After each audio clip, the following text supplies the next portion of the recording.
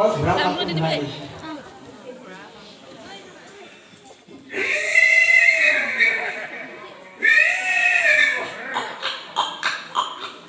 গৈ আছে ইয়াৰ পিছতে আপোনালোকলৈ আগবঢ়াইছোঁ এয়া এই কুলি চৰাইটো শুনিলে কুলিৰ পিছত এয়া অকণ চৰাইবিলাকৰ মাত শুনি যায়। ইয়াৰ পিছতে হ'ল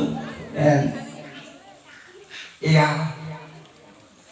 বহুত দূৰৰ পৰা গাহৰিবিলাকৰ মাতবিলাক আমাৰ তাত মিচিং গাঁও আছে। মিচিং গাঁৱত গাহৰিবিলাকে ইটোৱে সিটোক কাজিয়া লাগি তেনেকৈ মাত হয়। আপোনালোকে শুনক।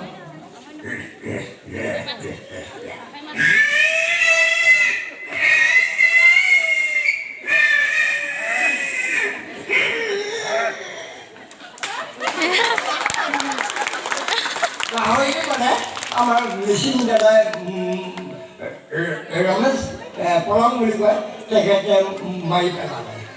মাৰি পেলোৱা বৰ্তমান ভাগ কৰিলে খালে। ইয়াৰ পিছত আপোনালোকলৈ আগবাঢ়িছোঁ প্ৰায় ইয়াৰ পিছত মই আপোনালোকলৈ আগবাঢ়িছোঁ টেলিফোন কেনেকৈ বাজে।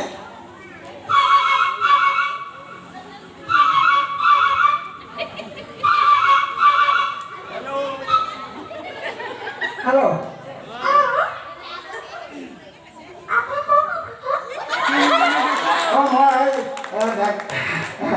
মই আদৰ্শত আছোঁহি।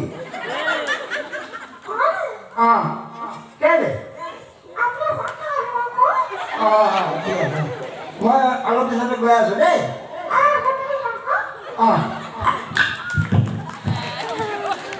ইয়াৰ পিছত মই এৰোপ্লেনেৰে আপোনালোকৰ মাজৰ পৰা আজি ৰাওনা কৰিম। কাৰণ কেলে মোৰ অকণমান আকৌ ৰাতিলৈ এটা প্ৰগ্ৰাম আছে, সেইটোত মানে জইন কৰিব লাগিব।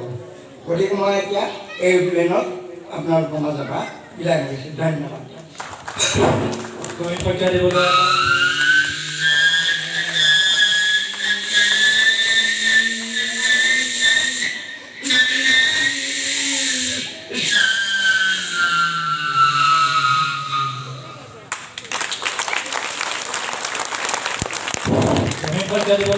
ধন্যবাদ থাকি তেখেতৰ অসমৰ প্ৰাকৃতিক জীৱ জন্তুৰ লগত তেখেতৰ সুসম্পৰ্ক ৰাখি যি আজি মাত ইয়াত প্ৰদৰ্শন কৰিলে সঁচাই অতি